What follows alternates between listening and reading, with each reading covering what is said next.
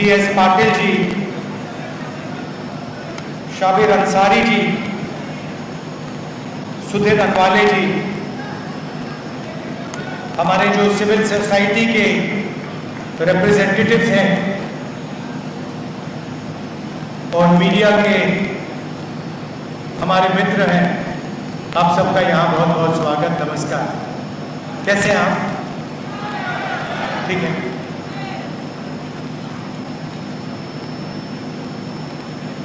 जब मैं इस भाषण के बारे में सोच रहा था तो मुझे मालूम था कि कॉन्स्टिट्यूशन की तो बात होगी क्योंकि लड़ाई कॉन्स्टिट्यूशन की है और कॉन्स्टिट्यूशन में बहुत बड़ा रोल अंबेडकर जी का था। तो अंबेडकर जी, गांधी जी का भी डिस्कशन होगा।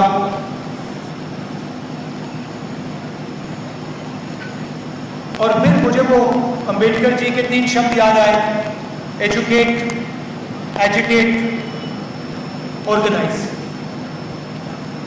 और मैं सोच रहा था कि अंबेडकर जी ने जब ये शब्द लिखे या बोले तो उसके पीछे सोच होगी। और मेरे दिमाग में सवाल उठा कि इन शब्दों का जो ऑर्डर है, सबसे पहले एजुकेट, उसके बाद में एजिटेट और उसके बाद में ऑर्गेनाइज। मतलब अगर आप अपने आप को एजुकेट नहीं करोगे, और एजुकेट का मतलब यह नहीं कि आप स्कूल और कॉलेज चले गए। एजुकेट का मतलब कि आप सिचुएशन को अच्छी तरह समझ रहे हो, जो आपके चारों तरफ हो रहा है उसको आप अच्छी तरह समझ रहे हो, जो फोर्सेस चल रही हैं, जो शक्तियां घूम रही हैं, उनको आप अच्छी तरह समझ रहे हो। मतलब यू आर ऑब्जर्विंग एक्यूरेटली कह दो उसको। उसके बाद ही एजिटेशन हो सकता है। उसके पहले अगर एजिटेशन शुरू हो गया तो उसका कोई मतलब नहीं है, क्योंकि उस एजिटेशन का कोई डायरेक्शन ही नहीं होगा। और फिर आपने बिना ऑर्गेनाइजेशन के एजिटेट कर दिया तो वो जो एजिटेशन है उसका जो पावर है वो ट्रांसमिट नहीं होगा। तो इसमें एक लॉजिक है। और फिर मैं सोच रहा था, जिसको आजकल मैं 90% कहता हूं, उसमें आप दलित वर्ग जोड़ दीजिए, उसमें आप ओबीसी वर्ग जोड़ दीजिए, आदिवासी वर्ग जोड़ दीजिए, माइनॉरिटीज जोड़ दीजिए, और उसमें अगर आप और ऐड करना चाहते हैं उसमें आप 5% गरीब जनरल कास्ट भी जोड़ दीजिए। पूरा ऐड करेंगे तो 95%। और मैं सोच रहा था कि जब मैं छोटा था मैंने किंडरगार्टन से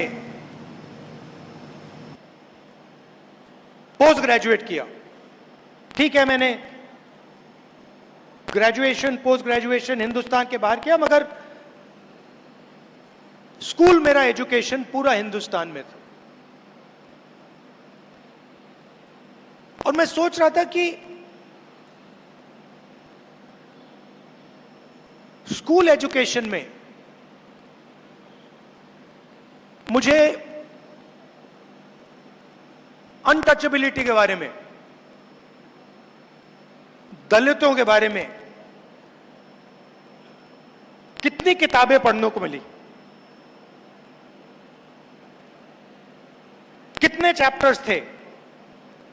हिस्ट्री तो बहुत बड़ी है, आज 15% है, 3000 साल पुरानी हिस्ट्री है। मगर एजुकेशन सिस्टम में 3 लाइन, 5 लाइन, 20 लाइन, उसी तरीके से अगर आप ओबीसी कम्युनिटी को देखें, जो अभी आए, जिन्होंने मुझे मूर्ति दी, जैसे ही मैंने उनका हाथ मिलाया, अभी का एक्सपीरियंस बता रहा हूं आपको। कहां है?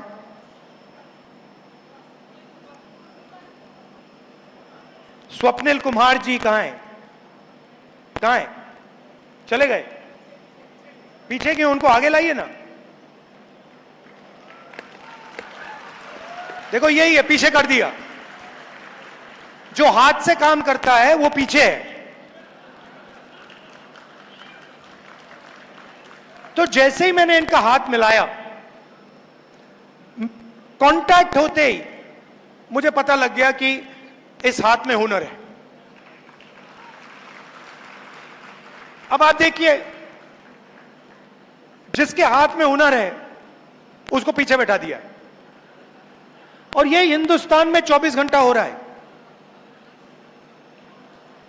24 घंटा।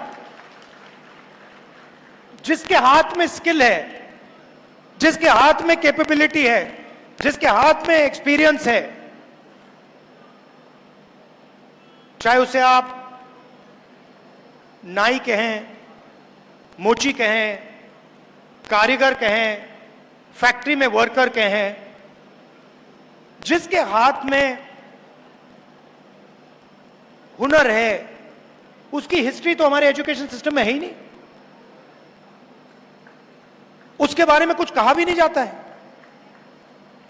उन्होंने क्या किया, कैसे किया, क्या उनके खिलाफ डिस्क्रिमिनेशन हुआ, क्या उनको सहना पड़ा, वो तो है ही नहीं। मैं अपना एक्सपीरियंस बता रहा हूं, पता नहीं शायद आपने स्कूलों में पढ़ा हो। मैंने स्कूल में ना दलितों की हिस्ट्री नहीं पढ़ी, ना दलितों की हिस्ट्री पढ़ी, ना पिछड़ों की हिस्ट्री पढ़ी। और आज तो उल्टा हो रहा है। आज वो थोड़ी सी हिस्ट्री जो है उसको भी मिटाया जा रहा है। और हिस्ट्री के बिना,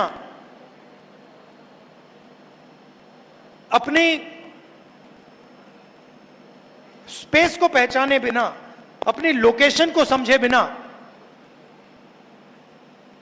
एजुकेशन पॉसिबल ही नहीं है।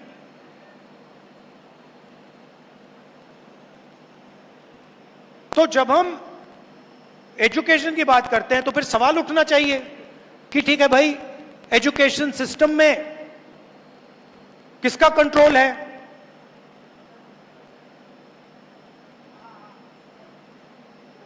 आप एजुकेशन सिस्टम को देखिए, आज पूरा का पूरा प्राइवेटाइज हो रहा है।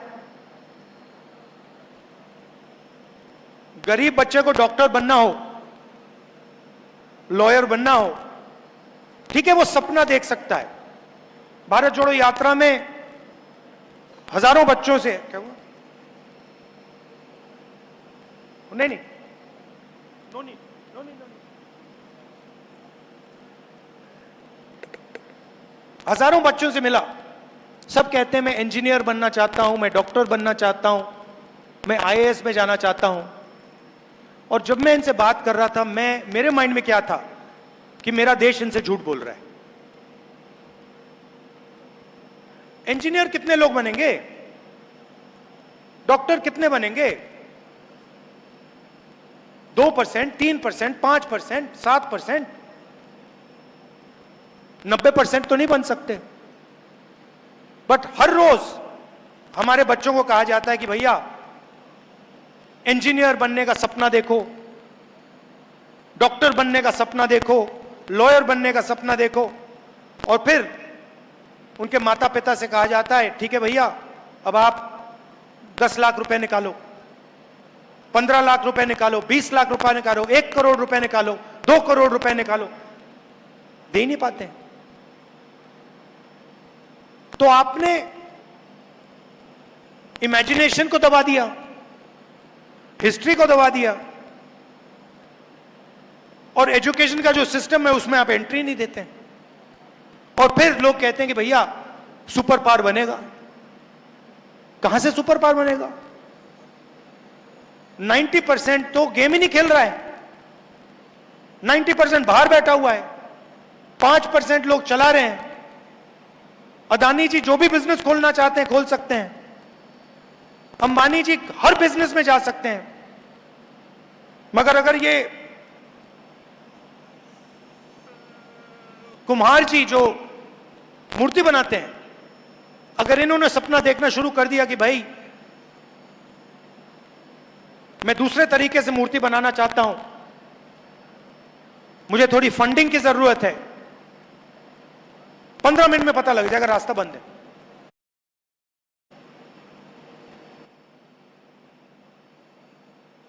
और एक तरफ से बंद नहीं है। मैंने पार्लियामेंट में बोला था, मैंने चक्रव्यूह की बात की थी, वो बड़ी इंटरेस्टिंग बात निकली। चक्रव्यूह का दूसरा नाम पद्मव्यूह है, मतलब वो लोटस फॉर्मेशन है। अभिमन्यु को लोटस फॉर्मेशन ने मारा था। नॉर्मली उसको चक्रव्यूह कहा जाता है, वो पद्मव्यूह है, पद्म लोटस के शेप में है। और उसको भी 6 लोग चलाते थे। आज भी वही चक्रव्यूह है, पद्मव्यूह है, उसी को 6 लोग चला रहे हैं। और जो भी रास्ते थे, 90% के जो भी रास्ते थे, एक के बाद एक सिस्टमैटिकली बंद किए जा रहे हैं। हिस्ट्री बदली जा रही है। आप अगर आज किसी आरएसएस के वाइस चांसलर से पूछो, भाई हिंदुस्तान में अनटचेबिलिटी जैसी चीज थी, वो आपको कहेगा कभी नहीं थी।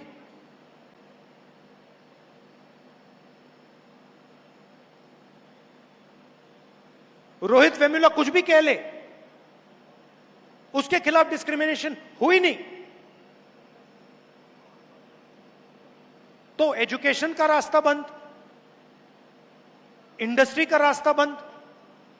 इंडस्ट्री में देख लीजिए, 250 सबसे बड़े बिजनेसमैन निकाल लीजिए, लिस्ट निकाल लीजिए, और मुझे बताइए उस लिस्ट में दलित कौन है, आदिवासी कौन है, पिछड़ा कौन है? एक भी नहीं। मैंने चेक किया, एक नहीं है उसमें। मैनेजमेंट टीम की लिस्ट निकालिए, अदानी, अंबानी, इन सब कंपनीज की मैनेजमेंट लिस्ट निकालिए।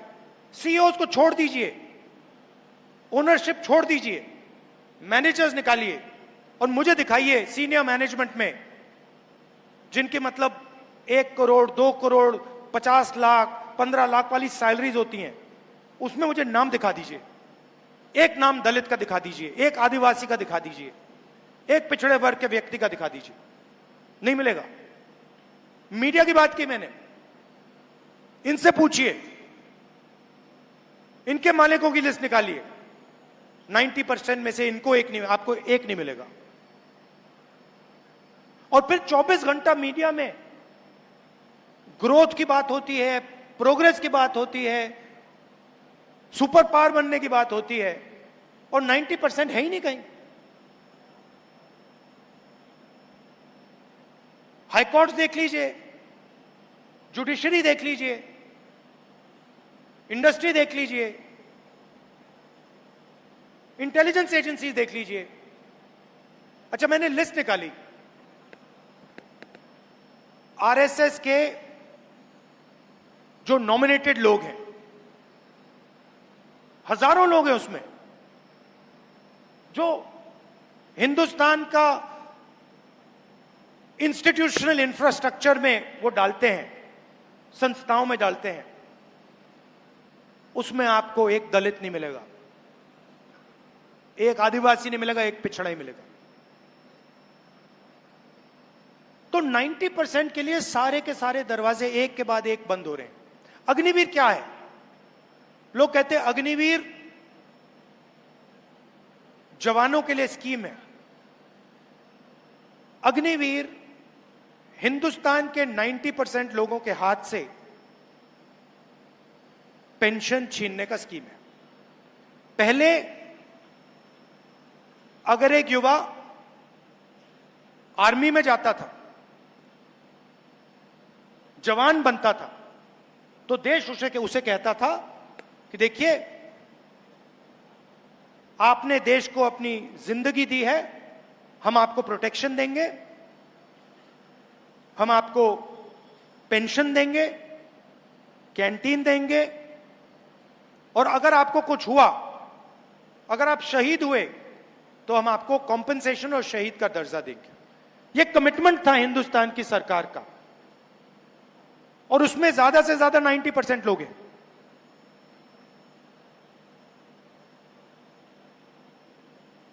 अग्निवीर किया, नाम बहुत सुंदर दिया, अग्निवीर, मगर अग्निवीर की सच्चाई क्या है? आपने हिंदुस्तान के जवान से पेंशन छीन ली, शहीद का दर्जा छीन लिया, कॉम्पेंसेशन छीन ली, कैंटीन छीन ली और रिस्पेक्ट छीन ली, और आप सोचते हो कि उसको पता नहीं लगेगा। आप सोचते हो कि उसमें इतनी भी अकल नहीं है कि वो ये बात को समझ जाए। आप जाइए रिक्रूटमेंट सेंटर में, जाइए, सब खाली पड़े हुए हैं, कोई जाना नहीं चाहता। क्यों जाए? दो तरीके के आपने जवान बना दिए हैं। एक को आप पेंशन दे रहे हो, शहीद का दर्जा दे रहे हो, रिस्पेक्ट दे रहे हो, और उसी के साथ दूसरा जवान खड़ा है, उसका आपने नाम बदल दिया, उसको आपने अग्निवीर कह दिया, उसकी आपने पेंशन छीन ली, उसकी रिस्पेक्ट छीन ली, उसकी कैंटीन छीन ली, शहीद का दर्जा छीन लिया, कॉम्पेंसेशन छीन लिया, और आप हिंदुस्तान को कह रहे हो देखो भैया हम बड़े देशभक्त हैं। मगर यह बात समझ आती है लोगों को। पहले पब्लिक सेक्टर हुआ करता था, पूरा का पूरा प्राइवेटाइज कर दिया। पहले उसमें रिजर्वेशन थी, अब पब्लिक सेक्टर गायब। एक के बाद एक प्राइवेटाइज हो रहा है। सक्सेसफुल पब्लिक सेक्टर यूनिट जो चल रहा है, प्राइवेट सेक्टर से कॉम्पीट कर रहा है, पैसे बना रहा है, लोगों को रोजगार दे रहा है, वो प्राइवेटाइज हो रहे हैं। उसको प्राइवेटाइजेशन नहीं कहना चाहिए, उसको डी रिजर्वेशन कहना चाहिए, कि आपने उसको वहां से रिजर्वेशन हटा दिया, डी रिजर्व कर दिया, और आपने रिजर्वेशन हटा दिया। तो अब सवाल उठता है कि सालों से आरएसएस और बीजेपी ये काम कर रहे हैं, और फाउंडेशन यही है, कॉन्स्टिट्यूशन है, तो लड़ाई इसकी है, स्ट्रैटेजी ये है। मगर आगे क्या करना है? अगर हम कहें कि भैया कॉन्स्टिट्यूशन की रक्षा करनी है, तो फिर अगला पूछेगा भाई हाँ ठीक है, मगर कैसे? एक्शन क्या है कॉन्स्टिट्यूशन को बचाने की? तो दो तीन सिंपल से एक्शंस मुझे दिखाई दे रहे हैं। सबसे पहला एक्शन कॉन्स्टिट्यूशन को बचाने का, रिजर्वेशन की जो दीवार है 50% वाली, इसको तोड़कर हटाने का। क्योंकि आबादी 90% है, और जब मैं हिंदुस्तान की सरकार को देखता हूं, जो हिंदुस्तान के पूरे बजट को चलाता है, 90 आईएएस ऑफिसर्स इसको चलाते हैं। हिंदुस्तान के बजट का सारा पैसा, 100% पैसा ये 90 लोग डिसाइड करते हैं। 90 में से 3 ओबीसी हैं। आपकी आबादी 50% कम से कम, 90 में से 3 आपके। दलितों की आबादी 15%, उनके भी 3। आदिवासियों की आबादी 8%, उनका 1। मगर उससे बात समझ नहीं आती, 90 और 3 में से बात समझ नहीं आती। बात फाइनेंस की जब बात होती है तब समझ आती है। आपकी आबादी 50%, पिछड़ा वर्ग, ओबीसी। और हिंदुस्तान के बजट में अगर हिंदुस्तान 100 रुपए खर्च करता है तो 5 रुपए का डिसीजन ओबीसी अफसर लेते हैं। आबादी 50% और फाइनेंशियल डिसीजन 5%। दलित 15% आबादी, 100 रुपए में से 1 रुपए का निर्णय वो लेते हैं। और आदिवासी 8%, 100 रुपए में से 10 पैसे का निर्णय वो लेते हैं। तो अगर आप 90% का पूरा फाइनेंशियल डिसीजन मेकिंग पावर जोड़ दो तो 100 रुपए में से 6 रुपए 10 पैसे का निर्णय 90% हिंदुस्तान लेता है।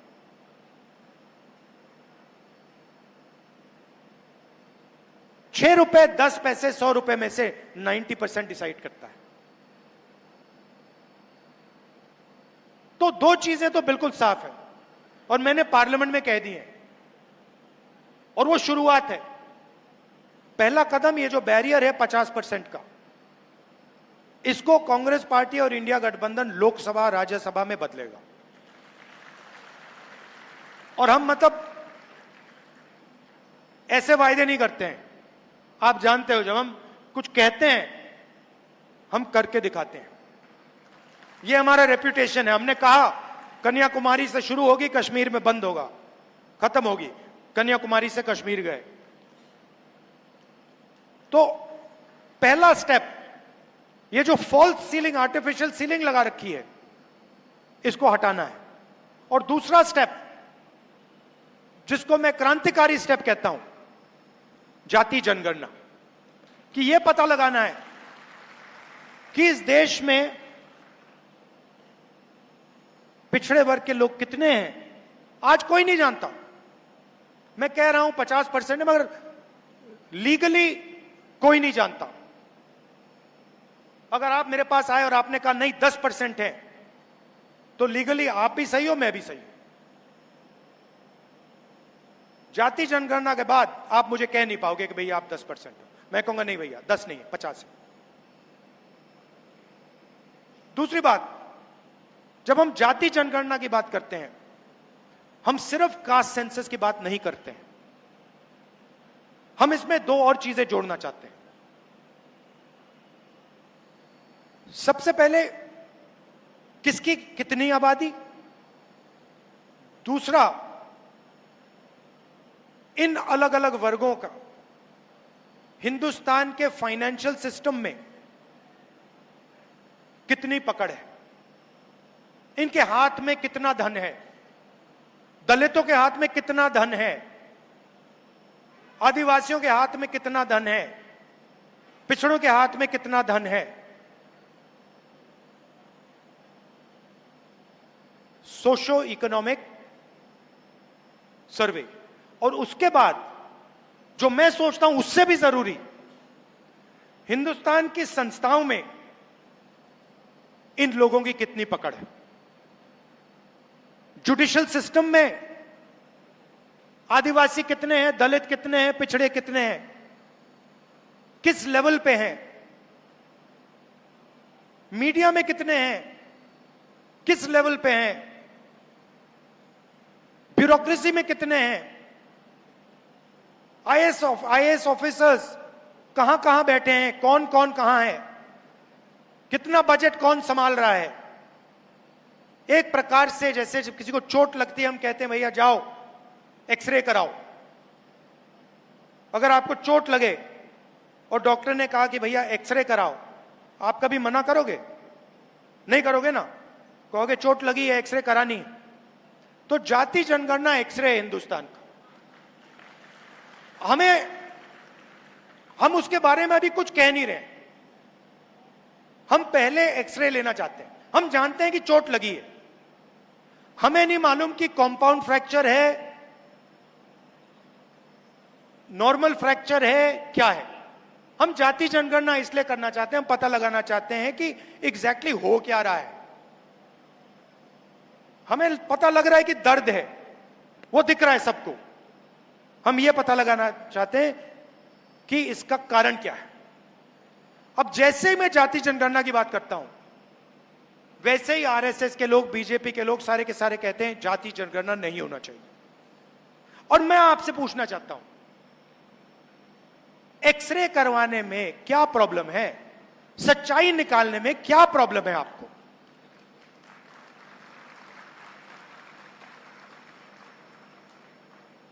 ये जाति जनगणना नहीं कराना चाहते हैं क्योंकि ये सच्चाई से डरते हैं।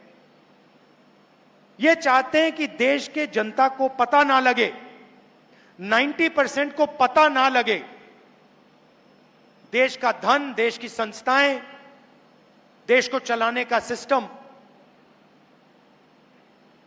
किसके हाथ में है, कितना किसके हाथ में। और यह भी मैंने कहा दिया है, खारगे जी ने कहा है, मैंने कहा है, कांग्रेस पार्टी की पूरी लीडरशिप ने वर्किंग कमेटी में कहा है कि 50% रिजर्वेशन की जो दीवार है उसको तोड़ेंगे और जाति जनगणना को लोकसभा में, राज्यसभा में पास करके दिखाएंगे। और आप यह भी समझ लीजिए, इसको कोई शक्ति नहीं रोक सकती है। दुनिया में कोई शक्ति नहीं है। मोदी जी कुछ भी कर लें, कोई भी डांस गाना कर लें, बीजेपी कोई भी नाच ले, आरएसएस कुछ भी कर ले, आप देखना, लिख के ले लो, जाति जनगणना हिंदुस्तान की लोकसभा और राज्यसभा में पास होगा और कानून बनेगा। और सच्ची राजनीति, 90% की जो राजनीति है, इन दो कदमों के बाद शुरू होगी। क्योंकि फिर हमें 21वीं सदी है, डेटा के बिना, इंफॉर्मेशन के बिना कुछ होता नहीं है। जाति जनगणना के बाद सारा का सारा इंफॉर्मेशन, डेटा हमारे हाथ में होगा। तो यह मैं आपसे कहना चाहता था कि बीजेपी और आरएसएस सारे के सारे रास्ते बंद कर रही है। हमें रास्ते खोलने हैं, इसको डिफेंड करना है, क्योंकि अगर यह छिन गया तो फिर सब गया। और ये सब लोग जानते हैं। आपने देखा होगा, देखिए, आपने देखा होगा, पहले नरेंद्र मोदी जी 400 पार कह रहे थे, याद है आपको? 400 पार, 400 पार, मुस्कुराते थे, 56 इंच की छाती थी। उसके बाद क्या हुआ? उसके बाद हिंदुस्तान की जनता ने बिना उन्हें एक शब्द बोले उन्हें कह दिया, इसको आपने छुआ, फिर देखो क्या होता है। और आप सबको बहुत अच्छा लगा जब नरेंद्र मोदी जी ने कॉन्स्टिट्यूशन को अपने सिर पे ऐसे लगाया। वो लगाना पड़ा, वो इस किताब को मानते नहीं है। हिंदुस्तान की जनता ने उन्हें कहा, भैया सिर झुकाओ और इसको अपने माथे पे लगाओ, और उनको करना पड़ा। यह है हिंदुस्तान की जनता की शक्ति और हिंदुस्तान की जनता का ज्ञान। वो समझते हैं, गरीब से गरीब व्यक्ति समझता है कि अगर यह चला गया तो सब कुछ चला गया, और इसको हम कभी जाने नहीं देंगे। ये कुछ भी कर लें, यह नहीं जाएगा यहां से। और इसकी रक्षा करने के दो सबसे बड़े तरीके हैं। इसका प्रोटेक्शन करने के लिए दो सबसे बड़े तरीके हैं, जाति जनगणना और 50% की दीवार को तोड़ना। और तरीके भी हैं, मगर ये पहले दो कदम हैं। आप यहां आए, आपने डिस्कशन किया, आप कॉन्स्टिट्यूशन के लिए लड़ते हो, जीते हो, मरते हो, इसके लिए मैं आपको दिल से धन्यवाद करना चाहता हूं। और मैं आपको कहना चाहता हूं कि जहां भी मेरी जरूरत होगी, जहां भी मेरी जरूरत होगी 90% की मदद करने के लिए, मैं वहां, जैसे ही आप ऑर्डर दोगे, मैं हाजिर हो जाऊंगा। और क्यों?